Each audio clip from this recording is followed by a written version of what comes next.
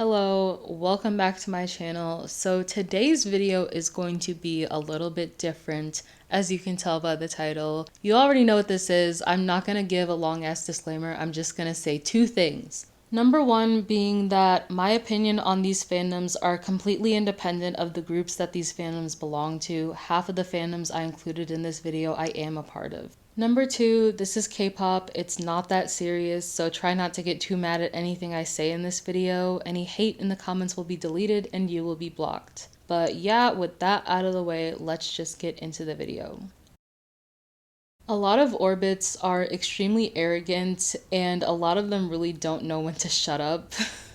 I've said this before, but a lot of orbits seem to think that loona are a lot more popular than they actually are. And this is not me calling loona flops or anything, just that a lot of orbits are under the impression that they're out here competing with groups that are in reality a lot more successful than they are. Also, because of this arrogance, orbits tend to get mad over things that they really have no business being mad over.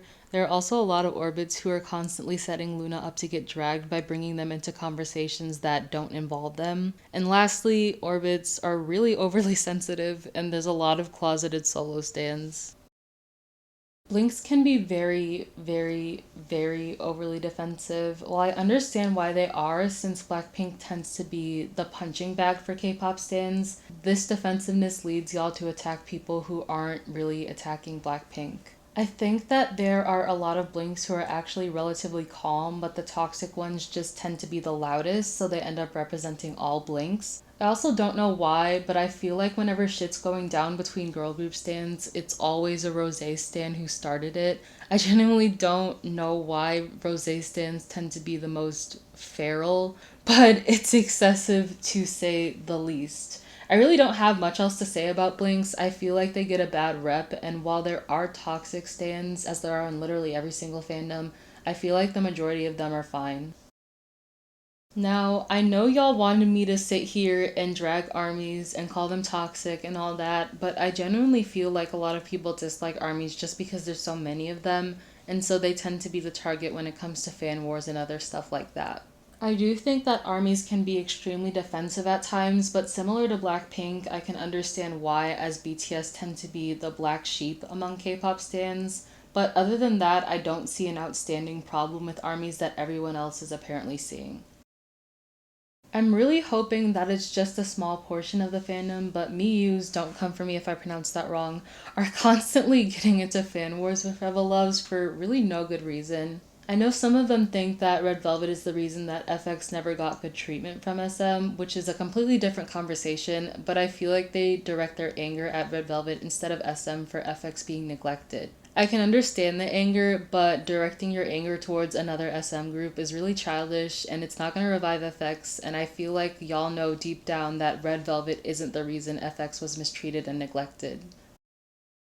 From what I've seen of XOLs, some of them just tend to start really stupid fan wars for no reason, specifically with armies. I just feel like there are a lot of XOLs that do way too much that give other people in the fandom a bad rep. That's really all. There are just XOLs that do a lot of minding other people's business, which inevitably ends up starting fan wars. I really don't have much to say about Muumuus other than that they're like parents who defend their kids to death even when they know they fucked up. And they have a gigantic superiority complex. I feel like N citizens try way too hard to seem like they're so low-key and chill when in reality they have their own problems too. There's a lot of solo stans and it seems like people are just constantly fighting over really trivial things. I blame most of it on SM as they don't really do a good job of making NCT seem like a group, if that makes any sense. Also, this applies to basically anyone who stands an SM group, but N-citizens are just kind of lazy and they just expect success to fall into NCT's lap without actually having to do anything that would help promote them. Second gen stands remind me of old people talking about like how much they miss the good old days. But second gen stands just do a lot of complaining about third and fourth gen groups and are constantly expressing disapproval of them. And you can have your own preferences, obviously, but constantly whining about how untalented third and fourth gen groups are and how the second gen was like the golden era for K-pop is really fucking annoying and honestly pointless.